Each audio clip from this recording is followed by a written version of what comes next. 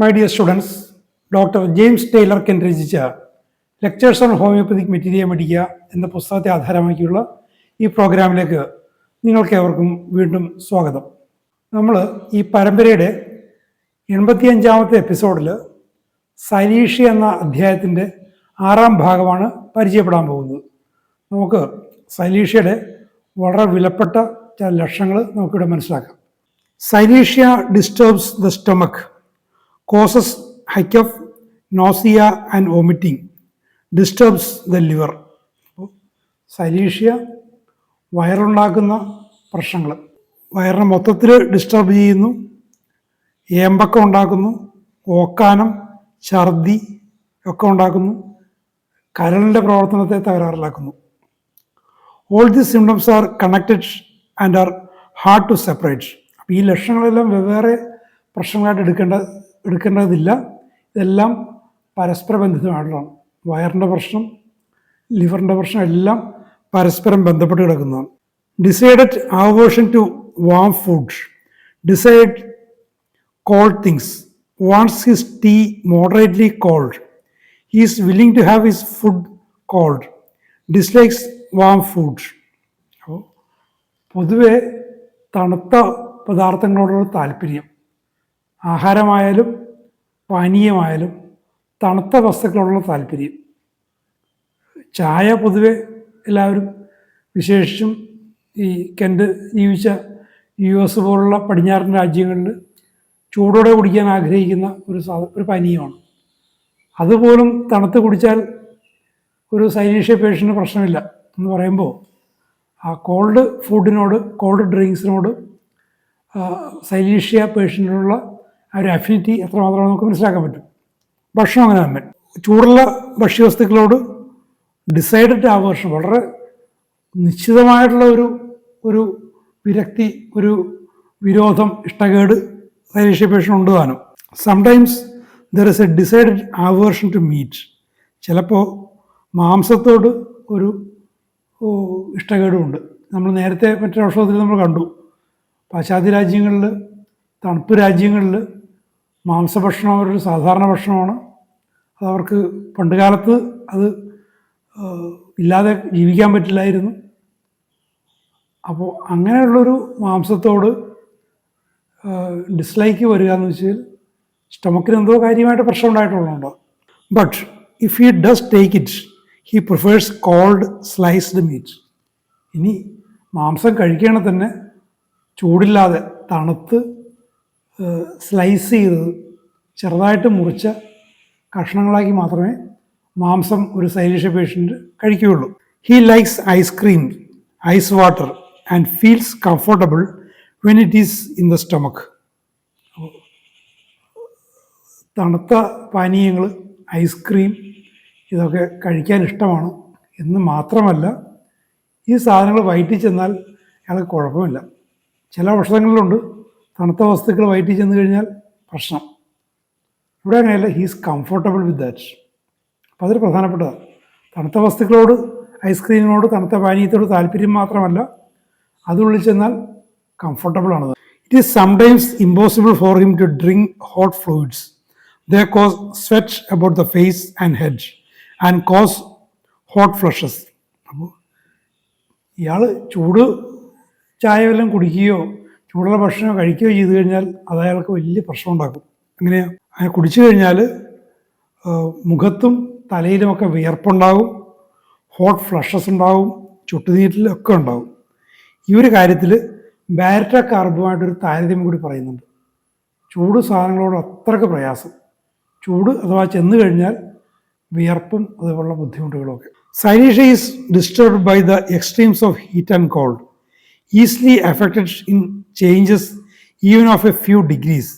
He has complaints from being overheated. He gets overheated easily, sweats easily from a slight change in the temperature and comes down with a cold. സൈലീഷ്യക്ക് extreme ടെമ്പറേച്ചറിനോടും ബുദ്ധിമുട്ടുണ്ട്. ചൂടിനോടാണ് ഏറ്റവും അധികം പ്രശ്നം, എന്നാൽ പോലും കോൾഡ് എക്സ്ട്രീമിനോട് പോലും ആൾക്ക് ബുദ്ധിമുട്ടുണ്ട്. ചെറിയ ഏതാനും ഡിഗ്രി ടെമ്പറേച്ചർ, അറ്റ്മോസ്ഫിയർ ടെമ്പറേച്ചർ മാറിയാൽ മതി, പ്രശ്നങ്ങൾ വരും. ഒരു ഓവർ ഹീറ്റിങ്ങിൻ്റെ അവസ്ഥ വരും. ഒരു 10 ഡിഗ്രിയൊക്കെ കൂടിയാൽ സാധാരണ മനുഷ്യർക്ക് ഉണ്ടാകുന്നത് ഇയാൾക്ക് 1-2 ഡിഗ്രി കൂടിയാൽ ഉണ്ടാവും. ചെറിയ മാറ്റങ്ങളോട് പോലും വല്ലാതെ സെൻസിറ്റീവാണ്. തണുത്തിരിക്കണം, ഒരു തണുപ്പൻ പേഷ്യൻ്റ്. ടെമ്പറേച്ചർ ചെറിയൊരു മാറ്റം ഉണ്ടായാൽ മതി ഇയാൾ വല്ലാതെ വിയർക്കുന്നു, ഇയാൾക്ക് കുളിരും പനിയും പോലുള്ള അവസ്ഥ ഉണ്ടാകുന്നു. ഈ ഒരു കേസ് കെൻറ്റ് പറയുന്നുണ്ട്. A physician waiting on an obstetrical case had a little difficulty in the last stage and he became over heated. Putting on his overcoat and hat, he went out on the porch to cool off and was taken down with asthma, violent cough, copious expectoration with gagging and vomiting, which lasted him for months. അപ്പോൾ ഒരു physician ഒരു വീട്ടിൽ പഴയ രീതി അനുസരിച്ച് വീട്ടിൽ പ്രസവം എടുക്കാൻ പോയതാണ്. പക്ഷേ പ്രസവത്തിൻ്റെ അവസാന ഘട്ടം വന്നപ്പോൾ കുറച്ച് ബുദ്ധിമുട്ടുണ്ടായി. ഈ ബുദ്ധിമുട്ടുണ്ടായി കഴിഞ്ഞപ്പോൾ ഇയാളൊന്ന് പുറത്തേക്ക് ഇറങ്ങി, പോർച്ചിലേക്ക് ഇറങ്ങി. പുറത്തേക്ക് ഇറങ്ങിയത് ഇയാൾക്ക് ഓവർ ഹീറ്റഡ് ആയതുകൊണ്ടാണ്. കുറച്ച് ബുദ്ധിമുട്ടുണ്ടായി, പ്രസവത്തിന് ബുദ്ധിമുട്ടുണ്ടായി, കുറച്ച് കൂടുതൽ അധ്വാനം വേണ്ടി വന്നു. അപ്പോഴേ ഓവർ ഹീറ്റിംഗ് വന്നു. ഈ ഓവർ ഹീറ്റിങ്ങിനെ ശമിപ്പിക്കാൻ വേണ്ടി ഞാൻ പുറത്തേക്ക് ഇറങ്ങിയത്. പുറത്തേക്ക് ഇറങ്ങിയപ്പോൾ അതിലും വലിയ പ്രശ്നങ്ങളാണ്. ചുമ, ശ്വാസം മുട്ടൽ, ആകപ്പാടെ ചെസ്റ്റ് കംപ്ലയിൻസ്, വൊമിറ്റിങ്, മാസങ്ങളോളം നീണ്ടു നിന്ന വൊമിറ്റിങ്, കോപ്പിയസ് എക്സ്പെക്ടറേഷൻ, ഇതെല്ലാം മാസങ്ങളോളം നീണ്ടു നിൽക്കുന്ന പ്രശ്നങ്ങൾ വന്നു. The acute remedies he had taken only palliated, but a dose of silicea cured him almost as quickly as he was taken down. അപ്പോൾ ഈ അവസ്ഥ വെച്ചുകൊണ്ട് ഒരു അക്യൂട്ട് കണ്ടീഷനാണല്ലോ, പലതരം അക്യൂട്ട് മെഡിസിൻസ് കഴിച്ചു നോക്കി, പക്ഷെ അതുകൊണ്ട് യാതൊരു കുറവുണ്ടായില്ല. അവസാനം സൈലീഷ്യ കഴിച്ചപ്പോൾ മാറി. എങ്ങനെ? അയാൾക്ക് എത്ര വേഗം ഇത് പിടിപെട്ടോ അത്രയും വേഗം അത് മാറി. സൈലീഷ്യ ഒരു സ്ലോ ആക്ടിങ് റെമഡിയാണെന്ന് പറഞ്ഞു. എന്നാൽ പോലും ഇങ്ങനത്തെ ഒരു അവസ്ഥയിൽ ചേഞ്ച് ഓഫ് ടെമ്പറേച്ചർ ഉണ്ടാകുന്നൊരു പ്രശ്നത്തിൽ വളരെ ക്വിക്കായിട്ടുള്ള ആക്ഷൻ സൈലീഷ്യയിൽ നിന്ന് കിട്ടിയൊരു അനുഭവമാണ്. അതൊരു ഹോമിയോപ്പാത്തിന് തന്നെ ഉണ്ടായൊരു അനുഭവമാണ് കെൻറ്റി ഇവിടെ നിങ്ങളുമായി പങ്കുവെക്കുന്നത്. He could not tolerate a warm room. The acute complaints of silicea are often worse in a warm room and from heat. അപ്പോൾ ഈ ആൾക്കൊരു ചൂടുള്ള മുറിയിൽ നിൽക്കാൻ പറ്റുന്നില്ല. ആ പ്രസവം എടുക്കുന്ന മുറിയിൽ നിന്ന് അല്പം ഒരു ഓവർ ഹീറ്റ് ആയപ്പോഴാണ് ഈ പ്രശ്നം വന്നത്. അപ്പോൾ ആ ഒരു പേഷ്യൻറ്റിന് ചൂട് ഒട്ടും താങ്ങാൻ പറ്റില്ല, ചൂടുള്ള മുറിയിൽ ഒട്ടും താങ്ങാൻ പറ്റില്ല. അതുകൊണ്ടാണ് ചാടി പുറത്തിറങ്ങിയതും തണുപ്പടിച്ചപ്പോൾ ഈ പ്രശ്നങ്ങളൊക്കെ ഉണ്ടായത്. Silicea has an aggravation from milk. ഇനി മറ്റൊരു പ്രശ്നം, പാല് കൊണ്ടുള്ള പ്രശ്നം, പാല് കുടിച്ചാലുള്ളൊരു പ്രശ്നം. മുതിർന്നവരാണെങ്കിൽ പാല് കുടിക്കാതിരിക്കാൻ നോക്കാം, പക്ഷേ ശിശുക്കളുടെ കാര്യത്തിലോ അമ്മയുടെ മുലപ്പാൽ പോലും പ്രശ്നം ഉണ്ടാക്കും. കുട്ടിയുടെ ശൈശവത്തിലെ ഡെവലപ്മെൻറ്റിനെ ബാധിക്കുന്നൊരു പ്രശ്നം. ധാരാളം കുട്ടികൾക്ക് ഈ പ്രശ്നം ഇപ്പോഴും ഉണ്ട്. അത് ഒരുപാട് അവരെ ബുദ്ധിമുട്ടിക്കുന്നുണ്ട്. അവരെ മുലപ്പാൽ അവർക്ക് നിഷേധിച്ച് മറ്റ് ആർട്ടിഫിഷ്യൽ ഫുഡ് കൊടുക്കലാണ് ഒരു പൊതു രീതി. അത്തരം ആളുകളെയൊക്കെ സഹായിക്കാൻ നിങ്ങൾക്ക് സാധിക്കും. സൈലീഷ്യ പോലെ നിരവധി ഔഷധങ്ങൾ അത്തരം സന്ദർഭങ്ങളിൽ നിങ്ങളെ സഹായിക്കും. Many times the infant is unable to take any kind of milk and hence the physician is driven to prescribe all the foods in the market if he does not do the right remedy. അപ്പോൾ ഒരു കുട്ടിക്ക്, ഒരു ഇൻഫൻറ്റിന്, ഒരു പൈതലിന് നമ്മുടെ മുല കുടിക്കാൻ പറ്റില്ലെങ്കിൽ എന്ത് ചെയ്യും? മാർക്കറ്റിൽ കിട്ടുന്ന എല്ലാ പ്രിസർവ്ഡ് ഫുഡ്സും ഒക്കെ കൊടുക്കാൻ നോക്കും. പക്ഷേ ഒന്നുകൊണ്ടും ഒരു ഗുണമില്ല. പക്ഷേ സൈലീഷ്യ പോലുള്ള ഹോമിയോപ്പതിക്ക് ഔഷധങ്ങളെക്കുറിച്ച് അറിയാമായിരുന്നെങ്കിൽ ഒറ്റ ഡോസ് കൊണ്ട് മിക്കവാറും ആ പ്രശ്നം മാറിപ്പോയേനെ. Natrum carb and silicea are both useful when the mother's milk causes diarrhoea and vomiting. അപ്പോൾ അമ്മയുടെ മുലപ്പാൽ ഛർദിയും വയറിളക്കം ഉണ്ടാക്കി കഴിഞ്ഞാൽ പ്രധാനമായിട്ടും വരുന്ന 2 ഔഷധങ്ങളിലൊന്ന് സൈലീഷ്യയാണ്, മറ്റൊന്ന് ഏതാണ്? നാട്രം carb. The routinist is likely to give such medicines as atheusia, entirely forgetting Cilicia. Routine ആയിട്ട് കൊടുക്കുന്നവർ, ഇപ്പോൾ കീനോട്ടോ മറ്റോ ഒക്കെ വെച്ച് കൊടുക്കുന്നവർ ഈ 2 ഔഷധങ്ങൾ അവർ ശ്രദ്ധയിൽപ്പെടില്ല. മറ്റെന്തെങ്കിലും ഔഷധം കൊടുക്കും, അത് മാറുകയുമില്ല. അപ്പോൾ ഈ റൂട്ടീൻ ട്രീറ്റ്മെൻറ്റിനെതിരെ കെൻറ്റ് ആവർത്തിച്ച് തരുന്ന മുന്നറിയിപ്പുകളിലൊന്നാണ് ഈ കാര്യത്തിലുള്ളത്. ഒരു പനി വന്നു അതാണ്, ശരീരം വേദന വന്നു അതാണ്, വയറിളക്കം അങ്ങനെ, കുട്ടിക്ക് പാല് പിടിച്ചില്ലെങ്കിൽ ഇത് ഇങ്ങനെ.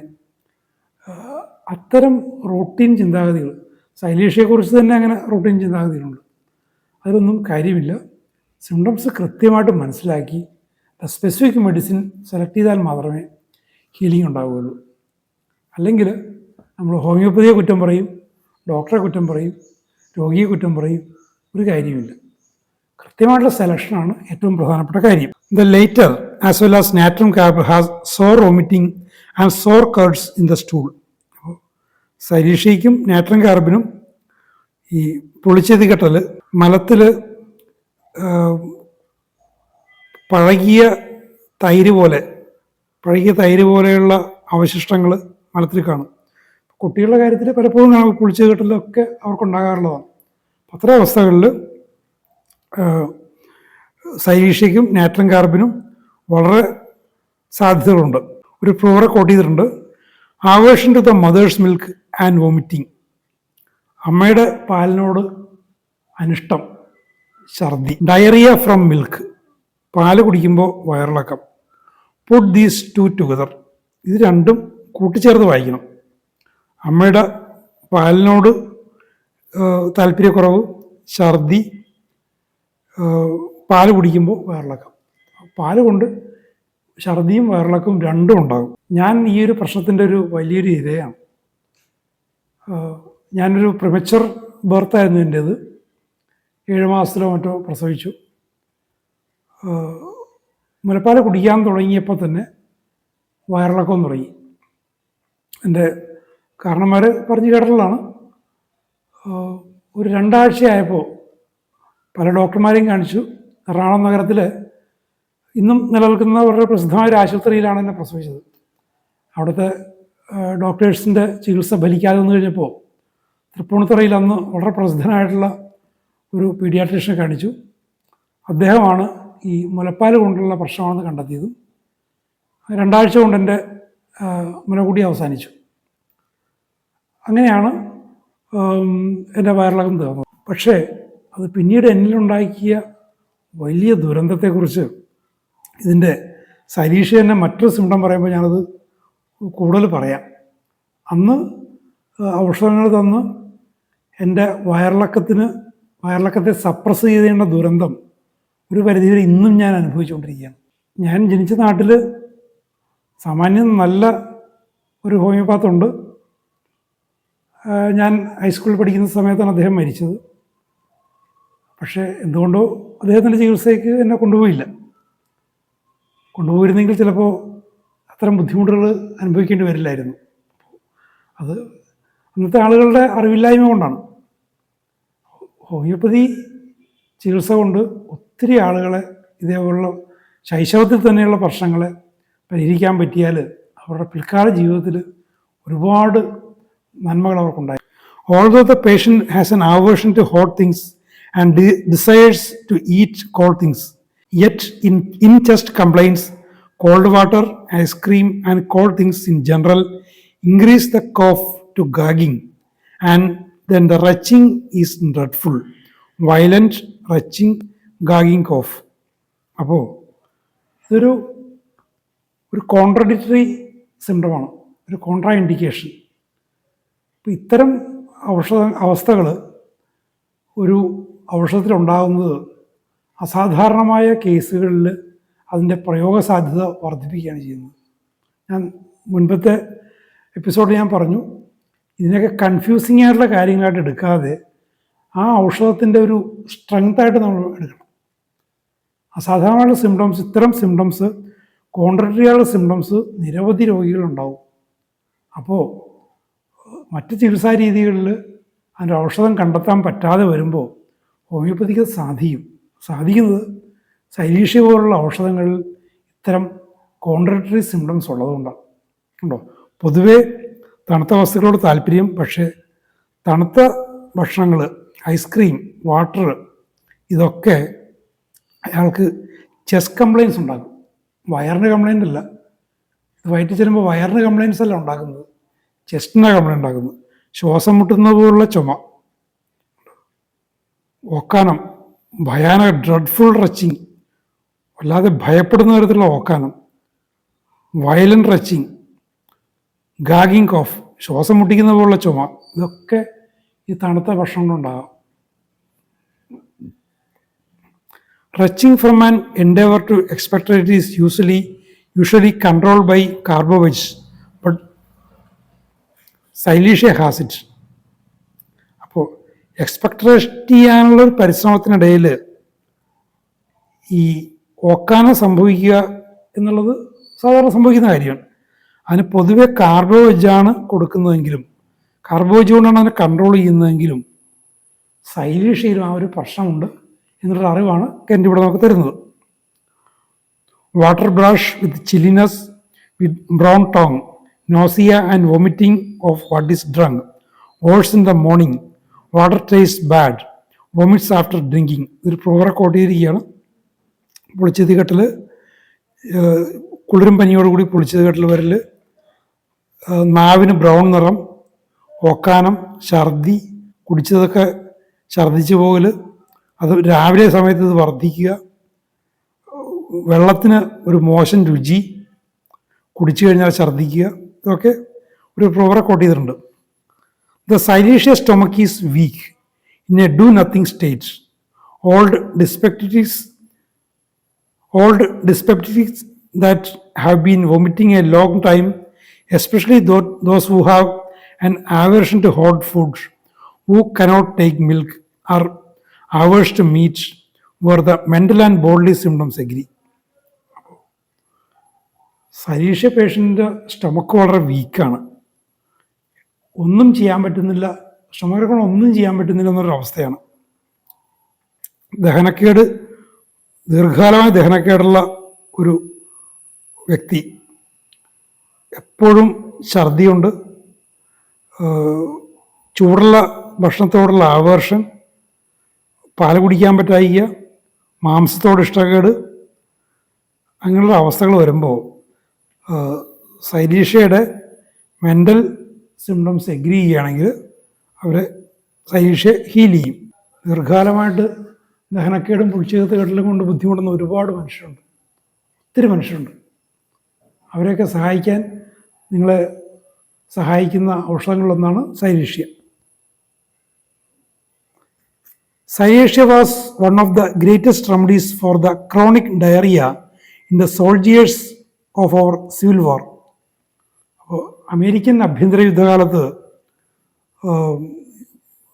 പോരാളികളെ ഒത്തിരി സഹായിച്ചിട്ടുള്ള ഒരു ഔഷധമാണ് സൈലീഷ്യ എന്നുള്ള കാര്യം കെൻ്റ് എടുത്തു പറയുകയാണ്. അവർക്കുണ്ടാകുന്ന ക്രോണിക് ഡയറിയ, വിട്ടുമാറാത്ത വയറിളക്കം, അമേരിക്കൻ സിവിൽ വാറിൻ്റെ കാലഘട്ടത്തിലാണ്. ഈ പറയുന്ന അലോപ്പതിക് മെഡിസിനൊക്കെ അത്രയ്ക്ക് ഡെവലപ്പ് ചെയ്യാത്ത കാലം. ഒത്തിരി സോൾജിയേഴ്സ് അതുകൊണ്ട് ബുദ്ധിമുട്ടിയിരുന്നു. അവരെ സഹായിച്ചിരുന്ന homoeopathic റെമഡീസിലൊന്ന് സൈലീഷ്യയാണ്. It cured a fair percentage of those sick from sleeping on damp ground, eating all sorts of foods until the stomach and bowels were prostrated, from long marches, from going into south from the cold north, from becoming overheated. American ആഭ്യന്തര യുദ്ധകാലത്ത് ഭടന്മാർ നേരിട്ടിരുന്ന പൊതുപ്രശ്നങ്ങളാണ് ഈ പറയുന്നത്. എങ്ങനെയാണ്? Dam ground, ഈർപ്പമുള്ള നിലത്ത് കിടന്നുറങ്ങൽ. സൈനികർക്ക് എപ്പോഴും comfortable sleep കിട്ടിയിരിക്കില്ല. ഈർപ്പമുള്ള ഭൂമിയിൽ കിടന്നുറങ്ങുമ്പോൾ ഉണ്ടാകുന്ന പ്രശ്നം, കിട്ടുന്നതെന്തും കഴിക്കുന്നതുകൊണ്ടുണ്ടാകുന്ന പ്രശ്നം, അങ്ങനെ വയറ് വല്ലാതെ ക്ഷീണിതമാകുന്നവരെ കിട്ടുന്നതെല്ലാം കഴിക്കുന്നൊരവസ്ഥ. കിട്ടുന്നതെല്ലാം കഴിക്കേണ്ടി വരും. ഫുഡ് സപ്ലൈ ചിലപ്പോൾ തടസ്സപ്പെട്ടു പോകും. അപ്പോൾ കിട്ടുന്ന സാധനങ്ങളൊക്കെ കഴിക്കുന്ന അവസ്ഥ വരും. അങ്ങനെ വയറ് കേടാവും. ലോങ് മാർച്ചസ്, നീണ്ട സമയം കാൽനടയായി മാർച്ച് ചെയ്ത് പോകേണ്ടി വരുന്നു. അപ്പോൾ വാഹനത്തിൽ പോകാൻ പറ്റാത്ത സ്ട്രെച്ചസിലൂടെ പോകേണ്ടി വരും. അപ്പോൾ ലോങ് മാർച്ചസ് വേണ്ടി വരും. അതുകൊണ്ടുള്ള പ്രശ്നങ്ങൾ.